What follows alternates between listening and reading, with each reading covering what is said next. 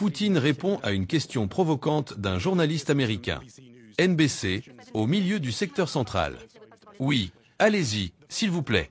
Journaliste, Monsieur le Président, je suis Kay Simons. J'ai deux questions, si vous me le permettez. La première concerne le président élu Trump. Monsieur le Président, vous n'avez pas atteint les objectifs de l'opération militaire spéciale. Un grand nombre de Russes ont perdu la vie, y compris un général qui a été visé par une tentative d'assassinat ici, à Moscou, cette semaine. Par ailleurs, le chef syrien que vous souteniez a été destitué. Lorsque vous rencontrerez le président Trump, vous serez un dirigeant affaibli. Comment comptez-vous agir?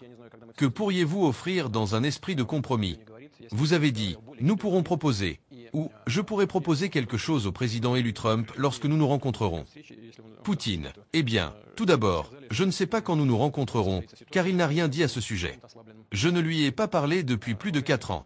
Je suis prêt pour cela, bien sûr, à tout moment. Je serai également prêt à une rencontre, s'il le souhaite. Vous avez dit que cette discussion aurait lieu dans une situation où je serais affaibli.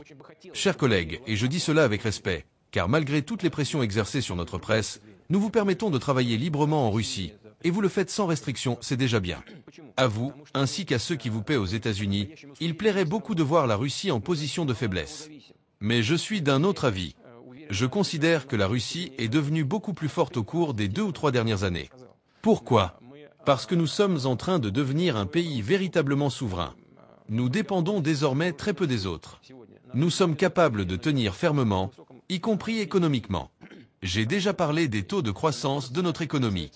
Nous renforçons notre capacité de défense. La préparation de nos forces armées est aujourd'hui, j'en suis certain, au plus haut niveau dans le monde. Il en va de même pour notre industrie de la défense. Nous augmentons la production de tout ce dont notre armée et notre marine ont besoin. Et cela, non seulement pour le moment présent, mais aussi pour l'avenir. Nous le faisons avec assurance et à un rythme soutenu, contrairement à nos adversaires. Nous avons déjà évoqué les succès de nos forces armées. Ces succès sont en partie dus à l'augmentation de la production dans les secteurs de la défense de la Fédération de Russie. Et, encore une fois, nous faisons cela avec assurance et de manière assez rationnelle. Il a été mentionné que nos troupes progressent sur la ligne de front. Et comment cela est-il possible? Grâce, entre autres, à la technologie dont je viens de parler. Oui, nous faisons face à une coalition quasi totale des pays de l'OTAN. Mais regardons leur situation. Un obus de 155 mm coûtait 2 000 € il y a 2 ans. Aujourd'hui, il coûte 8 000 €. Une multiplication par 4. Si cela continue, non seulement les 2% du PIB dédiés aux dépenses de défense, que le président élu des États-Unis, M. Trump, exigeait et exige encore des pays de l'OTAN, ne suffiront pas, mais même 3% seront insuffisants. L'état de préparation, la formation et la condition intérieure des forces russes sont aujourd'hui incomparables avec celles de toute autre armée au monde. C'est pourquoi je considère que la Russie est aujourd'hui dans l'état que nous recherchions. Elle s'est renforcée et est devenue un pays véritablement souverain. Nous prendrons nos décisions sans tenir compte de l'avis d'autrui, uniquement en fonction de nos intérêts nationaux. Vous avez parlé de la Syrie. Vous, et ceux qui vous paient, voulez présenter tout ce qui se passe en Syrie comme un échec ou une défaite pour la Russie. Je vous assure que ce n'est pas le cas. Et je vais vous expliquer pourquoi.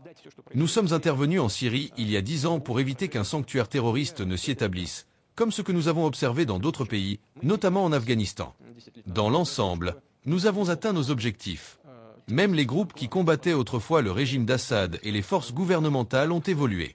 Ce n'est pas un hasard si de nombreux pays européens et les États-Unis cherchent aujourd'hui à établir des relations avec eux, même s'il s'agit d'organisations qualifiées de terroristes. Pourquoi vous en mêlez-vous? Cela signifie qu'ils ont changé, n'est-ce pas? Cela veut donc dire que, dans une certaine mesure, l'objectif a été atteint. Ensuite, nous n'avions pas de troupes en Syrie. Tout simplement, elles n'étaient pas là. Nous avions 2 bases, une base aérienne et une base navale. La composante terrestre était constituée des forces armées syriennes elles-mêmes, et comme tout le monde le sait ici, il n'y a pas de secret, de ce qu'on appelle des groupes armés pro-iraniens.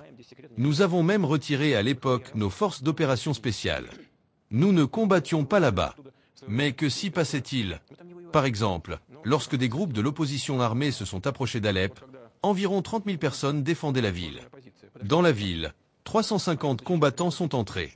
Les troupes gouvernementales, avec les soi-disant unités pro-iraniennes, se sont retirées sans combat, ont fait sauter leur position et sont partis. Et cela s'est produit de manière similaire sur presque tout le territoire syrien, à de rares exceptions près, où il y a eu quelques affrontements. Auparavant, par exemple, nos amis iraniens nous demandaient de les aider à transporter leurs unités à l'intérieur de la Syrie. Maintenant, ils nous demandent de les en retirer. Nous avons évacué 4000 combattants iraniens de la base de Khmeimim vers Téhéran. Une partie des unités dites pro-iraniennes est partie sans combat au Liban, une autre partie en Irak. Cependant, la situation actuelle en République arabe syrienne reste, bien sûr, complexe.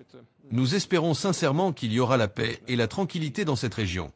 Nous maintenons des relations avec toutes les factions qui contrôlent la situation sur le terrain, ainsi qu'avec tous les pays de la région. La grande majorité d'entre eux nous disent qu'ils seraient intéressés à ce que nos bases militaires en Syrie restent. Je ne sais pas. Nous devons réfléchir à cela, car nous devons décider comment nos relations se développeront avec les forces politiques qui contrôlent actuellement et contrôleront à l'avenir la situation dans ce pays. Et nos intérêts doivent coïncider.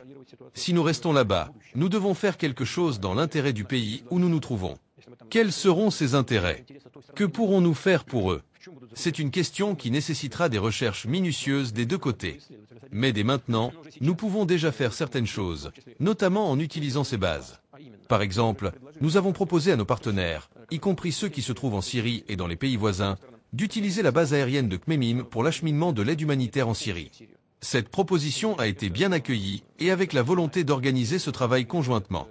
Il en va de même pour la base navale de Tartou. Donc, peu importe à quel point certains souhaiteraient présenter la Russie comme affaiblie, vous savez, puisque vous êtes américain, je voudrais rappeler les paroles d'un écrivain célèbre que tout le monde connaît. Les rumeurs sur ma mort sont grandement exagérées. Et si une rencontre avec le président élu Trump devait avoir lieu un jour, je suis certain que nous aurons beaucoup de choses à discuter. Les propos de Vladimir Poutine dans cette interview révèlent plusieurs leçons d'excellence qui peuvent être appliquées dans différents domaines, notamment la gestion stratégique, le leadership et la résilience. Voici les principales leçons que l'on peut tirer. 1. La force vient de la souveraineté et de l'indépendance. Pour atteindre l'excellence, il est crucial de bâtir une autonomie solide, que ce soit dans une organisation ou une vie personnelle. Dépendre le moins possible d'éléments extérieurs permet de prendre des décisions alignées sur ses propres intérêts. Identifiez les domaines où vous êtes trop dépendant des autres et développez vos compétences ou capacités pour gagner en autonomie. 2. Relevez les défis avec confiance et rationalité. Poutine souligne la capacité de la Russie à faire face à une coalition quasi totale de l'OTAN grâce à une approche rationnelle et stratégique. L'excellence repose sur une gestion confiante des obstacles, en se basant sur des plans bien pensés plutôt que sur des réactions émotionnelles. Lorsque vous faites face à des défis, prenez du recul, analysez la situation et établissez une stratégie claire avant d'agir. 3. Transformez vos faiblesses perçues en force.